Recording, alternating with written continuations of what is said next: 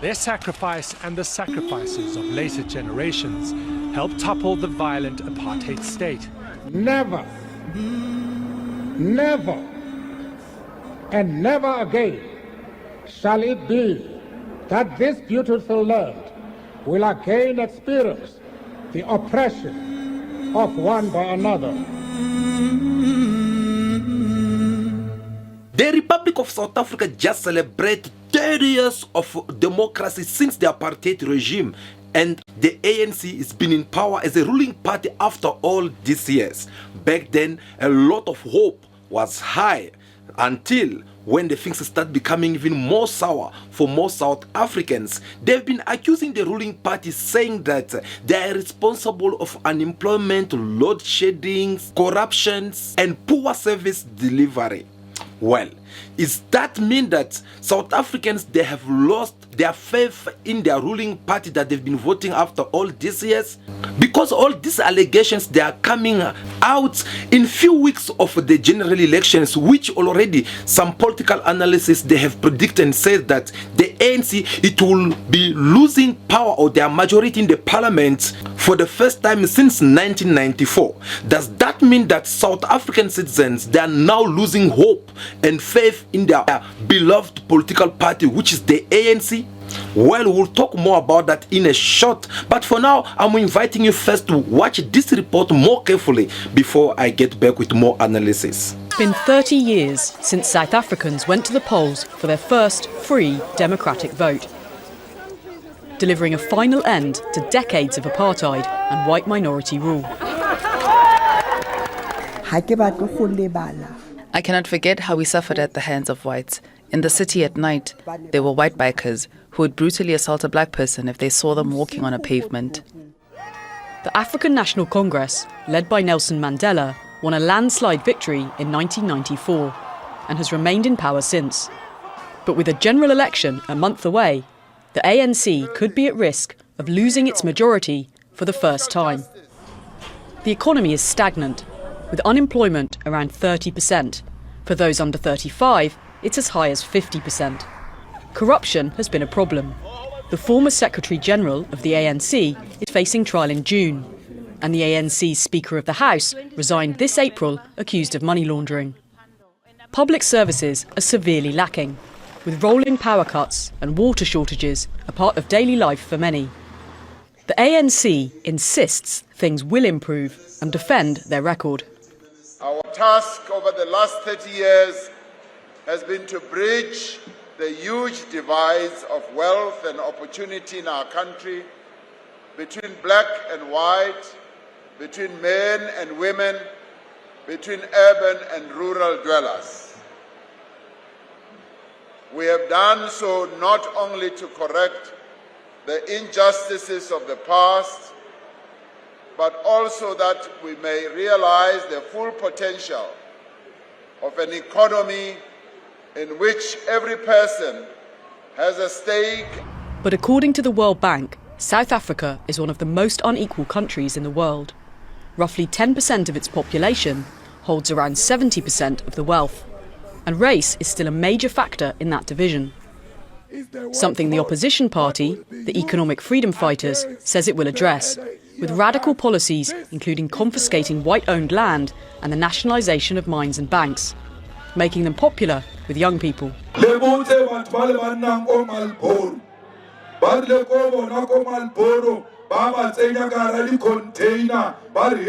Homeless people during COVID, homeless people are going to get containers. Today, they are chasing them out of containers because ANC inakauhirisha container or machechelete into their pockets. Nonsense here, we are not going to allow it. Those people who are in the containers must move from containers into houses. If you can't give them houses, don't take away the containers until you give them permanent houses. The other main opposition party is the Democratic Alliance. The DA's key priorities during the 2024 to 2029 term will be to, 1, create 2 million new jobs for South Africans. 2, to end load shedding in South Africa and end water shedding. Number 3, halve the rate of violent crime. The Democratic Alliance has said it would be open to power sharing with the governing ANC, while the ANC says it's in it to win. But if the ANC wants to hang on to power, a coalition may be the only way. Well, after watching this report, can we really say that South Africans, they have lost their faith in the ANC? Can we say that South Africa's biggest political party, the ANC, has failed to fulfill their promises that they had given to people of South Africa before 1994?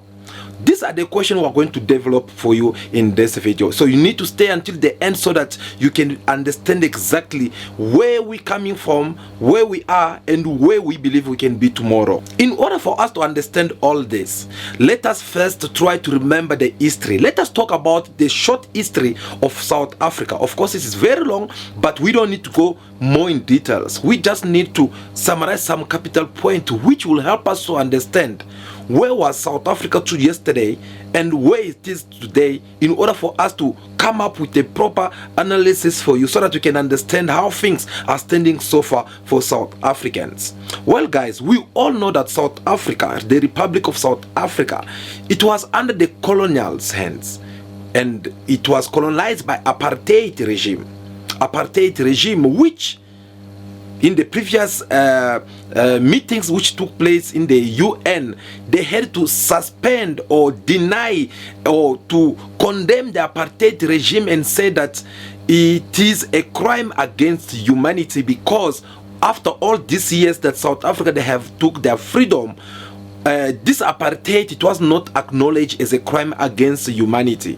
What I mean to say by that is that as much you guys, you are seeing South Africa going to the ICC and calling the ICC in order for them to condemn Israel on what they are doing in Palestine, by accusing Israel, saying that Israel is committing what we call genocide. Well, South Africa, in the world of United Nations, it was they declared apartheid regime as a crime against humanity, because indeed there was a lot of crime which was committed during this time of apartheid regime, and the white monopolitically, they were trying everything by all means to make sure that they hide this secret so that the future generation of South Africans, they should not be able to see what had happened or the kind of crime that they have committed to the black, particularly black South Africans who were living during that time. So, and South Africa, all thanks to the leaderships, I mean, I'm referring to many leaders who stood back then beside Nelson Mandela. We have Oliver Tambo, we have Sisulu, we have, there were so many of them who had to go and put their power together. Some, they even took the guns in order for them to defend their soil. That was a very good act which we all appreciate, and I believe even generation to come will continue to appreciate all the sacrifice and effort they have put in order for them to liberate this beautiful country called South Africa in Africa continent. So when they managed to fight for this long, God never sleep, as he did with people of Israelites in Egypt. He ended up liberating the South Africans in the hands of apartheid regime, or in the hands of their former colonial.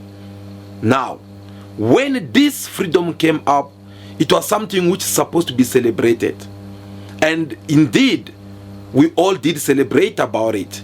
And people, they were having now more hopes, because you know, when you are doing a campaign promising people that I'll do 1, 2, 3 things, in other words, you'll be raising up a lot of hope within these people's mind. They'll be hoping to see the best, or the better things coming out of you. And that's what this leadership that I mentioned back then, they were doing. They had to they keep on promising people that will gain back our land, will take back everything that belongs to us. We will stop this apartheid regime from killing us, from doing all these bad things to us.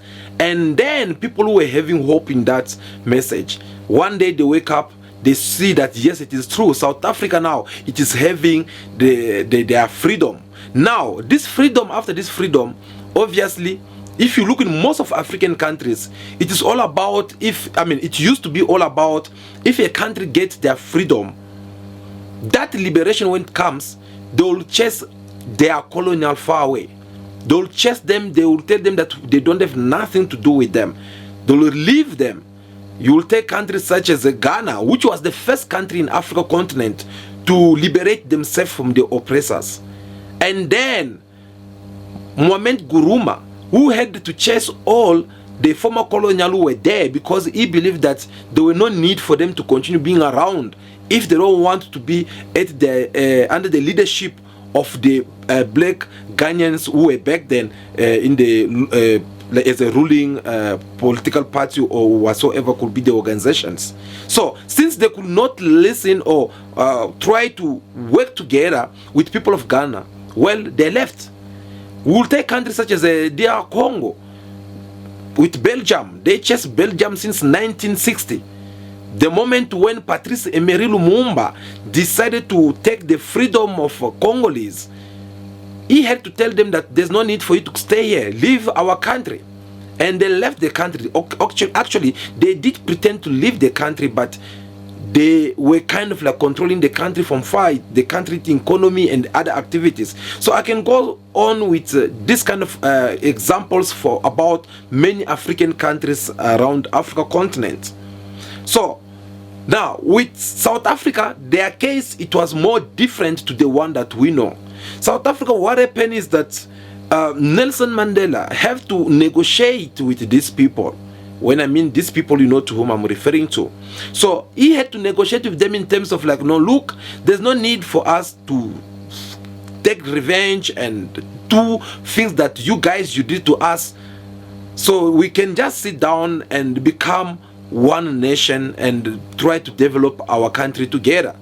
So he gave them that compensation without being compensated himself as a black child of South Africa.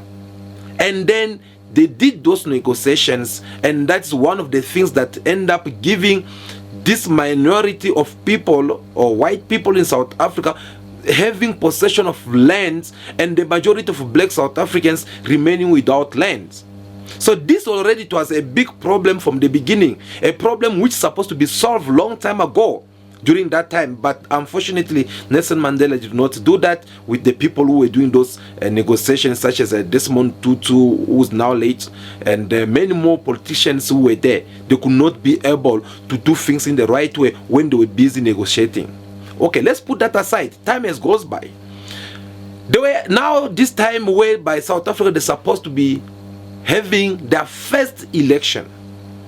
These first elections, it had only one campaign word in the mouth of every South Africans, that it is about time we put one of us as the head of this country, so that whatsoever we've been experiencing or we did experience with the apartheid regime should not happen again. And that is how millions and millions of South Africans went to their ballot papers to put their vote for Nelson Mandela as the first black South African president. Well, that happened. People had hope because ANC, as the ruling party, they came with a lot of things, a lot of promise to tell people of South Africans, we'll do this, we'll do that, we'll do this, we'll do that, we'll build the house, there'll be free educations, there'll be this, there'll be that, there'll be that. So there were a lot of promises which the ruling party had put in place. Now, after all these years, because keep in mind that after President Nelson Mandela stepped down or resigned from the office, we're having Thabo Mbeki who came in behalf of the ANC. After Thabo Mbeki, he was also removed in the office by force. We had Kgalema Motlanthe, who came to play the role of an interim president of South Africa in meanwhile they organized the elections. And that is how we saw President Jacob Zuma. He came, he took over. He served his first term. In his second term, he was also interrupted from the office. And then he was removed from the office. When he was removed from the office, he was replaced by President Cyril Ramaphosa as the deputy president of South Africa back then. He had to play that intermediate role as well before they get to organize the elections. Now that they organize the elections, President Ramaphosa passed. He had his first term mandate, which will be finishing very soon by May, and is preparing to start his second term. That will talk again more about it in a short. But guys, I just want to say that this 5 or 6 presidents of the ANC that have participated in this ruling party, most of them, besides Nelson Mandela, most of them, they were being removed or being accused of corruption allegations. That's what I mean to say. So, besides Nelson Mandela, Thabo Mbeki had corruption allegations. Jacob Zuma had the corruption allegations. Ramaphosa have corruption allegations. So you see already that the main point or the key point here is that corruptions is really taking place among politicians, especially from the ruling party. I'm not the one who's saying it. You all know about what I'm talking about. It is all over the news. Here we are just trying to discuss everything in general to understand exactly why things are happening this way, and to make people understand exactly what did happen before, after 1994. So you will tell already that these corruptions, it did not only take part among presidents, but it even take part among high rank of ANC politicians. And this time we are talking about people such as Asma Kashule. There are a couple of people in the ANC. Recently, you guys will say the drama which is ongoing inside the court of the Madam Speaker of the Parliament, who's also a member of the ANC. So you can tell already that it is all about corruption taking place in different corners or in any possible ways that the ANC that being in control of corruption is all about taking place. There are so many of them, even among ministers. You guys still remember the scene of Gigaba, corruption allegations which he had as well after he had experienced that drama we saw between him and his wife, and some nude videos trending on social media. So there are a couple of them, or ministers or members of the ruling party, who are being accused of corruptions, but we are not here to speak in their behalf or to judge them either. We rather leave that to be something that the justice have to handle on their own. But in the meantime, the justice is doing all this. There's something also which is going on in the mind of South Africans, whereby they are busy asking themselves a couple of questions to know, for an example, like, okay, we were promised 1, 2, 3, 4. Why are we not having what we have been promised for? Even this new generation of children, number 2000, who are now born, when they read the story, they'll understand that yes, our fathers, our grandfathers, our forefathers, they had fought for this liberation that we are having today.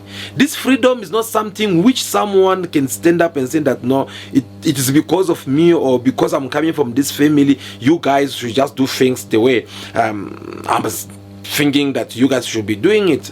No, instead, these kids, they are now kind of like questioning a lot of questions. Like, okay, if you guys or our fathers went through all this, how possible is it that we're still living this kind of life? Why are we still paying for school fees when we were promised to not pay school fees?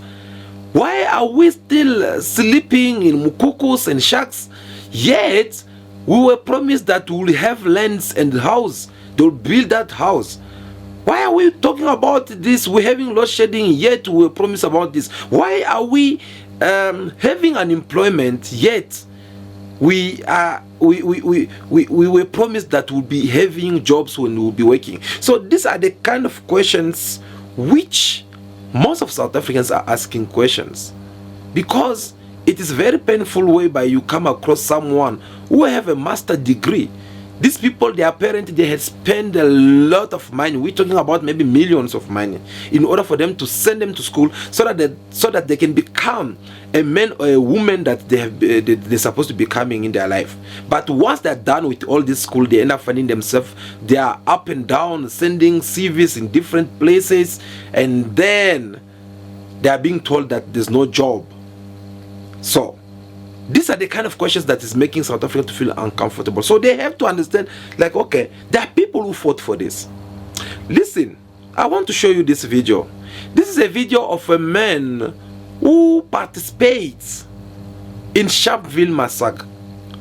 You remember the 1976 when the apartheid regime had to kill a couple of students who were marching, peaceful marching, and they were all eliminated.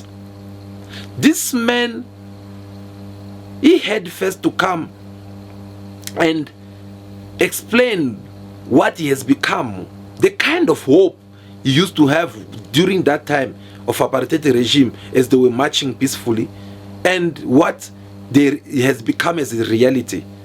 Let's watch. Liberation icon Seth Mazibuko lived the painful history of this country. Students were coming from that direction and police were coming from that direction.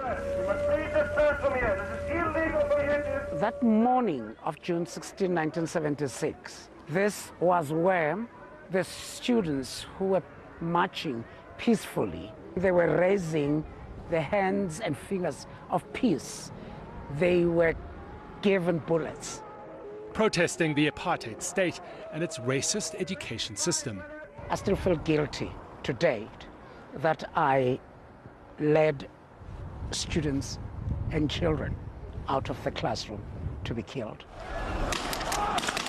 Their sacrifice and the sacrifices of later generations helped topple the violent apartheid state, birthing a peaceful democratic South Africa, the Rainbow Nation, where everyone can vote. But for Mazibuko, 30 years on, the rainbow has faded. Has the leadership of this country respected the sacrifices that you made? Sold out. Sold out. Many of the leaders that were supposed to be leading, they left this community. They left the very people that they were fighting for. This man is one of the people who did experience how painful the apartheid regime was to them. And today, at his age, this man is supposed to be celebrated as one of the heroes. But unfortunately, that is not the case, because the man is even more disappointed than he was before. And was it only him? I don't think so, because there's still many people out there. But I want to play you another video of someone else who was also among that generation that marched during that time. And today he is a teacher. And have listened for yourself the kind of hope we used to have before 1994 to this day, what's now feeling about South Africa with its leadership. Has it gotten worse over the 18 years of you being at the school? Yes, it's becoming worse and worse. At Morris Isaacson High School, famous for its role in '76, teachers like Prince Mulwela say that jobs in education are given to the politically connected, and corruption is rife. Primary students now come to his classes unprepared, he says. Corruption watchdogs call it a silent crisis. We're living in a world, in South Africa, where it's all about politics. Everything is being politicized. So the education system is also being politicized. So that is the reason why probably we're experiencing such problems. Right now? No. It's going to be a struggle, yeah, and it is scary for us to be sitting at home and doing nothing. Especially when you know that you went to university for so long and you have a degree, a qualification, but you're still struggling to get a job because of the unemployment rates. So listening to all these people, listening to all these men, you will understand that these people, they have lost hope and faith in the ruling party. Because according to them, they end up realizing that there is a lot that's supposed to be done, yet it is only few things which was done. But on other side, what are the political parties saying, or the ruling party saying? I say that let's go and vote on the 29th of May to continue with the transformatory journey with the current government. All the best with your remaining campaign, 30 days to go. You're confident you'll come back? I'm very confident. The response from the people of South Africa has been amazing. Although they raise questions and issues and but you're concerns, also happy to be on the opposition bench if needs be. They raise them from a point of love, so they will definitely vote. You're happy to be on the opposition bench if needs be? Yeah, I believe they will vote for the ANC, but if it comes to that, yes, we are ready to continue with the struggle, even if it's in parliament. Obviously, most of them, they are coming out in media. It is all about telling people of what they have done, 1, 2, 3, 4. But it's very hard for them to acknowledge that we fail in 1, 2, 3, 4. And that it is something that have really affected a lot of people out there. We don't want to say much in their behalf. We don't want to say or criticize much in their behalf as well, because we are just observing and see how things are going and look at what people of South Africa are saying on the street in order for us to understand exactly where are these things happening.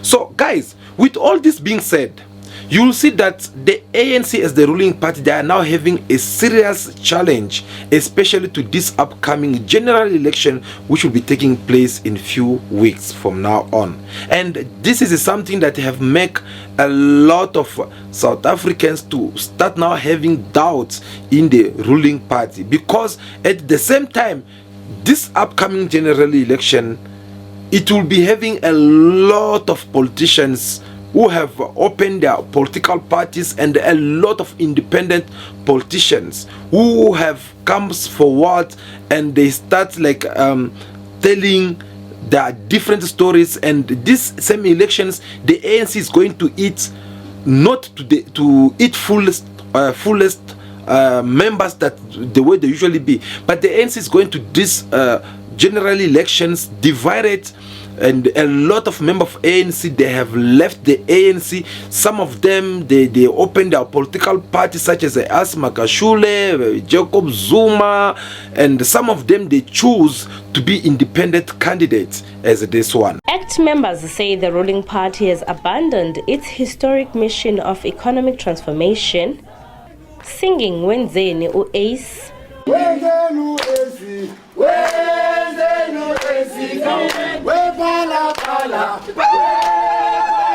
saying Pala should answer, that being referred to the president of the ANC, Cyril Ramaphosa. Members of the ACT are hopeful that Ace Makashule will bring the much-needed transformation when in governance. And those who left the ANC claim to have submitted their resignation letters. We are surprised that the ANC has issued a vague statement stating that they have fired more than 20 members in the district of Lejolput. How do you fire someone who has already left you? Someone who has served the paper out of their own evolution, long before you can even expel them. Those whose political home was ANC for many years say the ruling party has lost its mandate.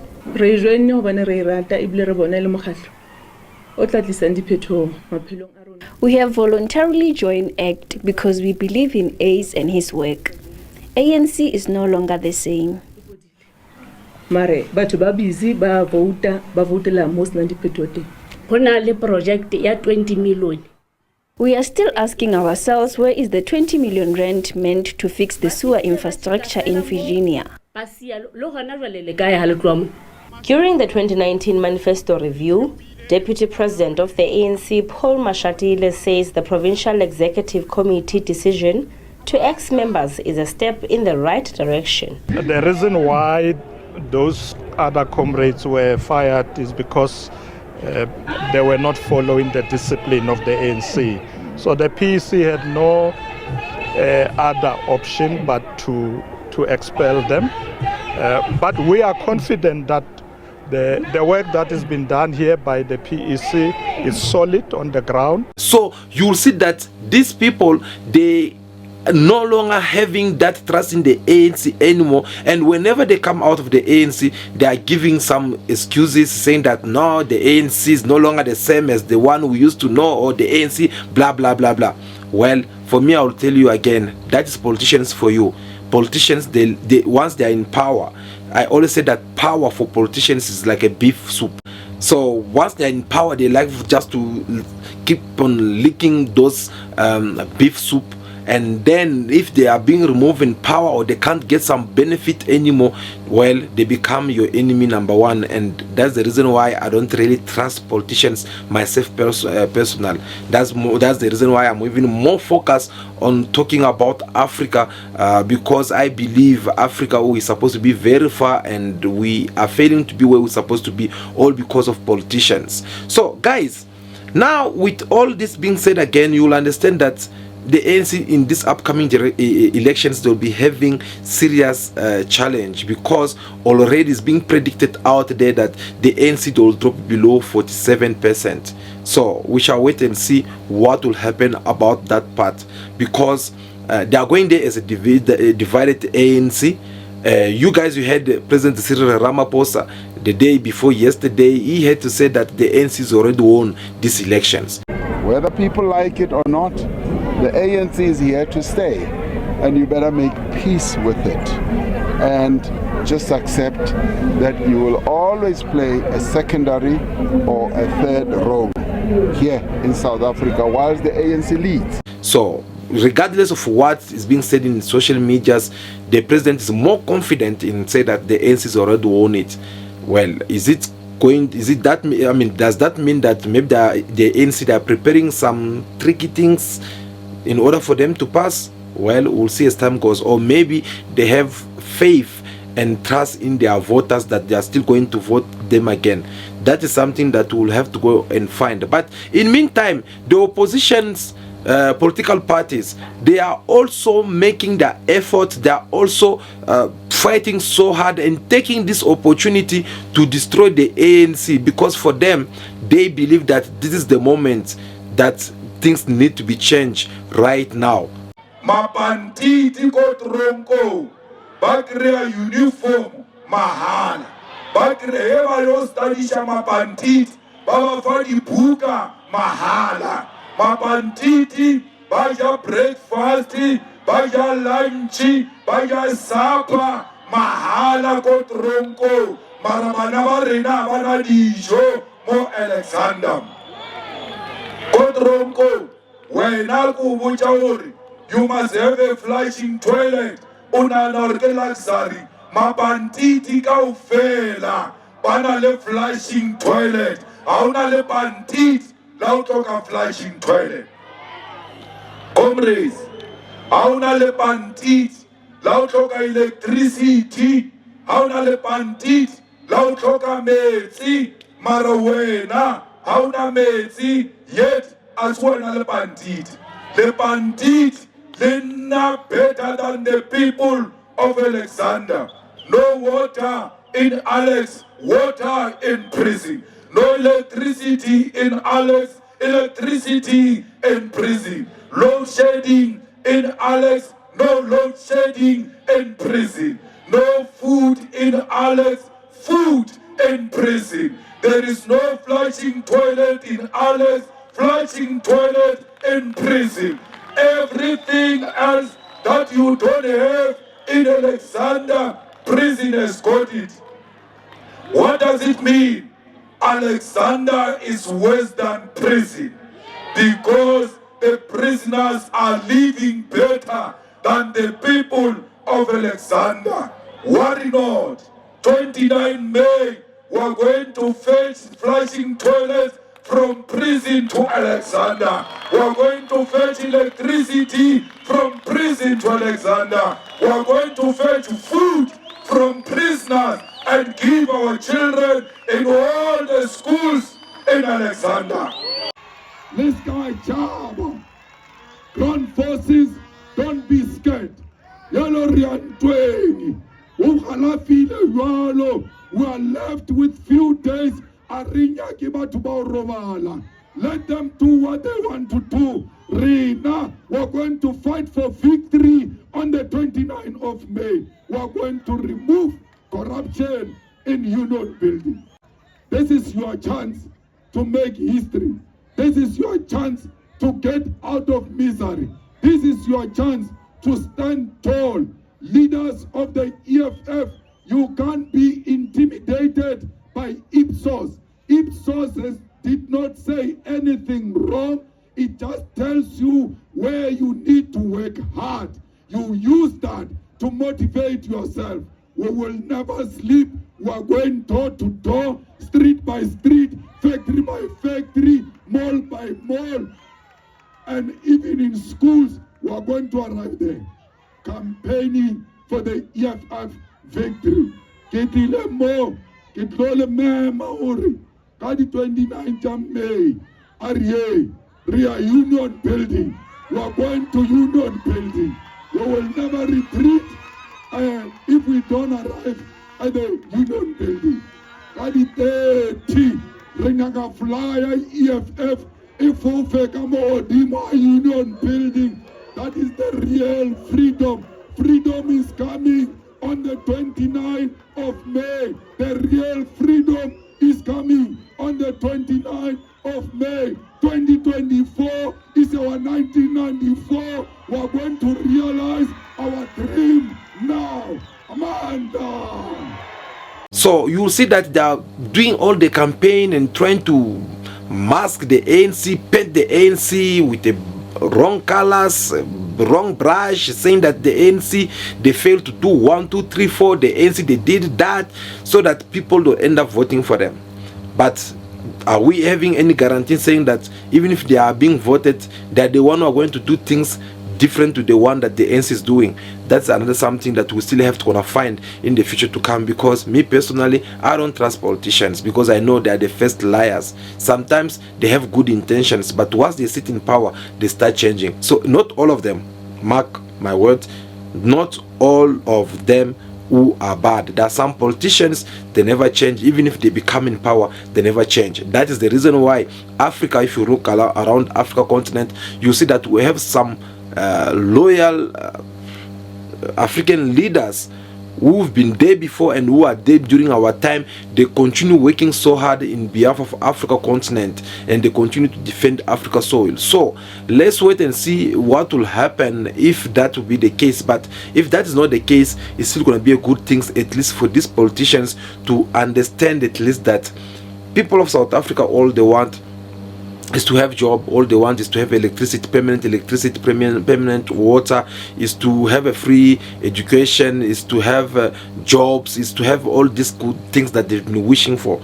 Of course, there will always be challenge. There will always be things whereby one thing will happen like this, another one is going to happen different ways. But at the end of the day, let people of South Africa be comfortable and happy to have whoever's going to be leading them as their leader, to have that proud and good dignity toward that person.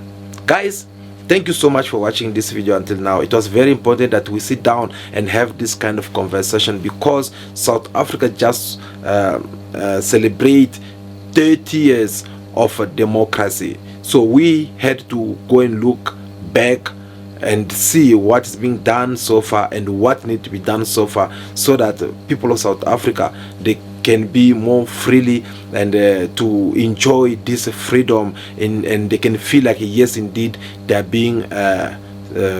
being free from this beautiful country. So guys, that is the reason why we came here and discuss it with you. So before you leave, do us a favor, make sure that you hit that like button, like this video in your numbers, especially if you find anything beneficial in this video and you would like to catch more from us. It's very simple, just subscribe to the channel, so that whenever we are here live, you'll be able to join this big family of Cool Bars TV. That will be all for now. Until I see you again, continue to be yourself, be good, be kind, have respect for everyone in order for you to be respected. May God bless you all. I'll see you again very soon. Ciao, ciao.